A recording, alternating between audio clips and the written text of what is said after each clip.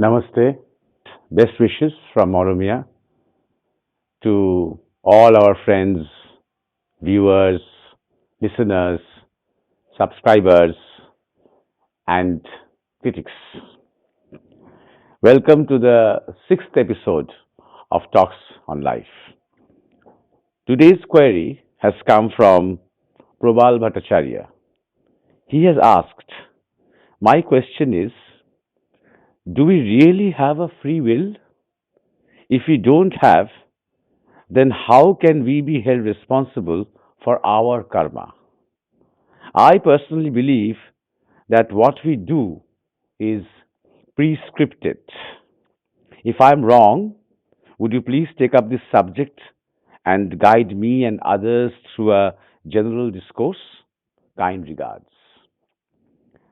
Well, Probal, this has been an eternally unresolved riddle, at least intellectually. This has to be resolved through experience, through perception, because there is no absolutes. The world does not function in absolutes. The world as we see it, the universe, it operates on polarities. There is a yes and no to every question that can be raised. Let us take your question. Let us see the words. Free will. What is a free will? What do you mean by free will? Are you free?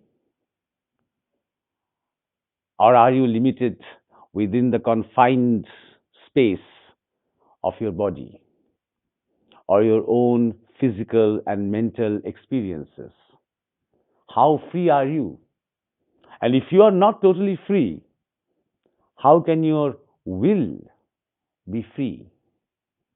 Free from what? For example, you have asked this question. Is this your free will? Did you exercise a will of your own to ask this question? Or would you say that this question, which is going to be asked by Probal Bhattacharya and responded to by me in this particular session, was pre-scripted? But do you know that? Have you seen that script? Have you read that script? So, as you raise this question, you will find that I am going to raise more questions because my advice will be try not to seek the answer intellectually. If I give you an answer, if I say yes, free will does exist, what will change within you? How will that help you? Or if I say the other thing, that everything is pre-scripted and predestined, let's say, how is that also going to change anything in your life or my life? Because your life is your experience. And there are many moments, almost every moment of your life, that you are exercising a will, a desire, and you think that you have decided to do something, and as a result, you're doing it. And while you are deciding, and while you are doing it, there's an intellectual part of your mind which is believing, which is thinking that probably all this is pre-scripted. But this actually leads to a confusion. And it could be a good for a kind of a intellectual discourse. But beyond that, try to understand or try to deal with this kind of a question a little more deeply. Even animals have egos. a dog or a cat or a tiger or a bird. They all have egos, but their egos are confined within their survival instincts. They want to eat, they want to take rest, they want to mate, they want to avoid fear. They want to live. They do not want to die when the crisis comes. That is the fear they try to avoid. Their ego is restricted within these instincts. Their ego cannot expand beyond this. For example, a dog will not be worried about the state of the dog society in the whole country. Dogs won't make any distinctions. Look, these pampered dogs in cities who are pets of these rich people, they are so well off. They get all the benefits. They get the beds and the air conditioned rooms, and we, the street dogs, get nothing. So we have to revolt against them. Let's start a revolution. Let's make all dogs equal. That kind of ego, expansive ego, does not exist for a dog or for any animals. In comparison, the human ego is greater. It is more spread out beyond the instincts of surviving. The human ego thinks more about the society, about religion, about politics, about human rights, and all these things, because the ego expands in the fields of opinions, in the fields of isms and philosophies and doctrines and relationships and identifications. But still, that is an ego. Again, coming back to your question about believing, if I say, yes, you're right, everything is prescripted, then your ego will be satisfied. You have an opinion, and my words lend support to your opinion. So you will feel a kind of a satisfaction, in ego satisfaction. But still, it will not be a realization. So, what is the ultimate truth? Ultimate truth is undefinable. Before that, when we talk about will, we are talking about, or you are talking about, or I am talking about, an individual will, a personal will. So, the moment there is an individuality, that means there is ignorance. When we think that I am an individual and I am separated from the whole, that there is the universe outside, nature outside, the trees and animals and birds and other human beings outside, and I am here. This sense of separation gives you the feeling of individuality. So when we talk about will, we are talking about individual will. How long will that exist? As long as we are confined within the identification of this individuality. When this individuality dissolves into universality, then there is no individual will, then there is universal will. And what is universal will? When you realize the truth of existence, you will see, or you will realize, or you will feel within yourself how things get manifested, how the cosmos or the universe starts, how it spreads, because it is you who is spreading. And what is the purpose of the spreading? What is the play? What is the sport? What is the will? what is the emotion, that kind of flooding of knowledge or flooding of emotions will start to happen within you. So it is a matter of relative experience. When Buddha is leaving his home, saying goodbye to his wife and his little child, he is under the impression that he is acting of his own free will to understand the nature of the misery of life. But after Nirvana, he knows that all this was part of a divine plan. All this was part of a divine will. But at that time, when he was leaving home, he was not aware of it. At that time, he was thinking, or he was under the impression that he was acting according to his own will to try and understand the pain and misery and the suffering of humanity.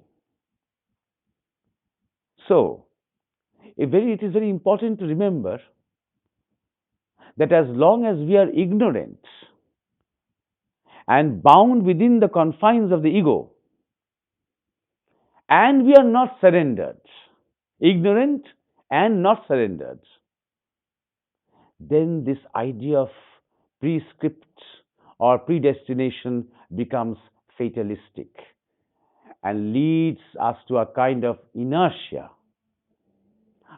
let's say a kind of tamasic tendencies. Many researchers, many spiritual personalities have, in fact, blamed our philosophy partly because we have become too fatalistic. That whatever is happening, it is because of our karma, it is because of God's will, what to do. It is not within our hands. We can't do anything about it. We have to accept the situation and take it as it is. Nothing to change, nothing to reform. There is nothing to achieve, nothing to aspire for. Somehow we have misinterpreted the philosophy of karma and become very idle and lazy and non resistant to all the troubles that have befallen us, both in the family, both within the mind, and also from outside, even as a country, even as a society, as a culture. When we have been attacked from outside, we have been totally fatalistic. Because we are ignorant and we are not aware of that ignorance, as a result, we are not surrendered. We are not totally surrendered. If somebody, if a seeker or a sadhak really starts to believe or really starts to, you know, inculcate within himself the idea that everything is pre-designed, everything is prescripted, then that moment, the last drop of effort should fall from him, should slip away from him. And that will lead him to enlightenment. This is what happened with Trailanga Swami. Trailanga Swami's guru used to say in his discourses that everything happens due to God's will. Even the leaf of a tree dances in the breeze, that is because of divine will. So Trailanga Swami asked his guru, is that true? Is that really true? That everything, every moment, every molecular existence happens through God's will. That all this this idea of effort, the idea of doing certain things to get certain other things, all this is sheer illusion, something that we make believe within ourselves. The Guru said, yes, that is true. But it is very difficult to accept because people have ego and they have will and they make an effort. So as long as there is a tendency for effort, okay, go ahead, see the limit of your effort. In order to become effortless, you have to see the limit of your effort. When Telanga Swami heard this from his guru, he said, okay, from this moment, I drop all effort. Even an effort to survive, I forego, I renounce. So he just sat down. And within a month, he became fully realized. Try to understand. The urge for effort is very strong, even for Telanga Swami. So to bury that urge requires the maximum level of effort. That even when he has an urge to urinate or defecate, he is not moving from that place. It requires a lot of effort to do that. For human beings, it is easy for a cow who is in a cowshed. The cow, in that sense, is surrendered. Wherever he is standing, he doesn't go around looking for a place. He urinates there, he defecates there. Dogs and cats make some distinctions. They select some special places to do that. But a cow in a cowshed or in a dairy does not. And the question is almost impossible for a human being. So even those basic urges to do that effort to walk a little distance, a few feet away from where he's sitting, because he would be sitting there now for days and weeks, and he's going to urinate there and defecate there. And he's not going to search or hunt for food. The urge will come, the body will demand, it will scream for food. But he has decided to bury all effort. So it requires tremendous effort, tremendous struggle to completely surrender. And when he does, when he succeeds in winning over these instincts, winning over these embarrassments, winning over these compulsive behaviors that we have a tendency for, then within a month, it can happen. And it did happen for him. He became fully enlightened, fully realized, and then everything is divine. And there are no separate wills anymore. There is only divine will. There is only divinity. So, for Trailan Goswami, not for Prabal Bhattacharya, not for me, not for anybody else, for Trailan Goswami, he becomes an instrument where divine will, divine love, divine energy starts to flow. Because he is no more confined within the limited personality of a Trailan Goswami. Though the body is there, though the instrument is there, but it has become a transformer of universal energy.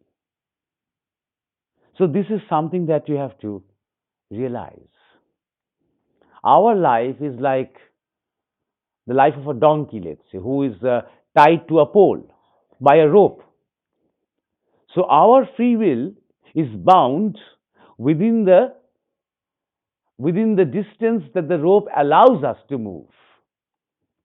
Within that distance, the donkey would feel that he is free. He has a free will. Whether I take or eat the grass of that part of the field or this part of the field, or whether I stand here under the shadow or in the sun, he can only decide as much as the rope allows him to. And because he is a donkey, or we are like him, donkeys, we are not aware of this rope. We think we are very free. We can do whatever we want. So, as long as we are not realized, as long as we have an ego, then of course, yes, there is free will. And if you believe that there is a kind of a prescripted manuscript in an allegorical sense somewhere, then there is no importance about your believing that or your thinking that. Don't give it any importance. What you believe is not important. What you know and what you experience is important. I would rather say that if I believe or if I think or if I have an idea that everything is prescripted, sometimes people talk about these things. Everything has been written down. Every little details, every little detail has been written down, recorded somewhere. My advice is, I would like to see the script. That's why we have these words like Kal Drashta or Trikal Drashta. People are sages who are seers of time, who are seers of the three dimensions of time, who can see the past, the present, and the future. So I would like to raise myself to that state, to go beyond time and to observe time, and to read that script in an allegorical sense. So, in a nutshell, what we can say is, in a larger sense, the universal sense, in a macro level, yes, the universe, the design, and the designer are one. Everything is happening according to a plan, you can say a divine plan. And within that macro picture, there are these micro identities of human beings who have been given egos and ignorances, who believe that they have a will, even the will and a desire to challenge the universal plan or the divine plan. And so their will and their desires are creating little bubbles of universes. Every desire that I have creates a bubble. If it is related to somebody I'm related with, a friend or relative or whoever, and he or she also has a desire which is associated with me, then these two bubbles merge, and in this way, infinite bubbles of universes are being created. And in this context, karma is important because I'm ignorant, because I have an ego. So when I'm doing something, when I'm doing a karma, then I have a feeling that I am doing it. So I am taking responsibility for it. When I hurt someone, I feel guilty, and that guilt will lead me to a consequence. When I do something that is beneficial to somebody else, I feel glad, I feel delighted, and that feeling of delight or gladness will lead me to a consequences. That is the effect and the cause and the effect, the karmic chain, as long as we have the ego. So Arjun has a karmic existence because he is not realized. Krishna is also doing a lot of things, but he is not bound within the karmic chain because he is fully realized. Krishna, in fact, shows Arjuna just what you have said, that look, everything is prescripted. The whole drama has been enacted, and the final scene had been played out. I have killed everybody. The war is actually over. You're just a catalyst, you're just an excuse here, nothing else. So Arjun, in spite of the fact that he had seen this, but he's still not totally realized. As long as he's not, he is responsible for his karma. As long as he is not, he has a will. As long as he has a will, he has to exercise that will. For what? To go to the last limit of that will and to go beyond it. As I've said before, like Roland Goswami, to stretch the effort to its last limit to become effortless. Finally, to surrender effort, to realize the futility of effort. Who realizes? You, not the ego. The moment you realize the futility of the ego, you drop it, the ego drops with it. Because the ego is driven by the will or the desire. So that is why our role at the moment is not to find any definite answers to these questions because there is no absolute. First, we have to become a Buddha or we have to attain the state of Buddhahood. First, we have to seek enlightenment. And if you can do it, okay, everything is God's will, so enlightenment is also God's will. I give up all effort. If you can do that, all effort. Not only effort for meditation, because many people use that as an excuse. Yes, I can do meditation only when God wills it. But he's not saying it when it comes to food or when it comes to earning money or when it comes to buying a house or to construct a house. He's not saying this.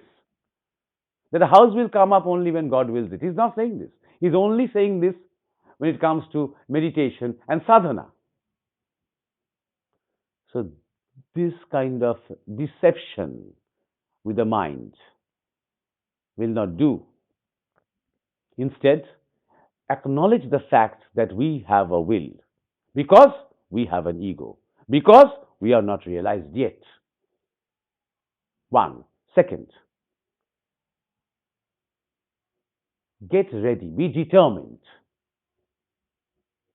to dispel this darkness of ignorance. Go within yourself, search within, turn inwards, use that effort, do whatever you have to do. Go to the limit of your effort and your will, as long as you have it. Seek for the light. And then all these answers, these will not be any more answers. These will be your experiences. Let these experiences grow within you spontaneously, naturally. I hope I have been able to do some justice to this question. An absolute answer is not required because there is no absolutes in this world. Realize, experience, and don't bother about opinions and beliefs and what you think. These are not important. Thank you. Namaskar.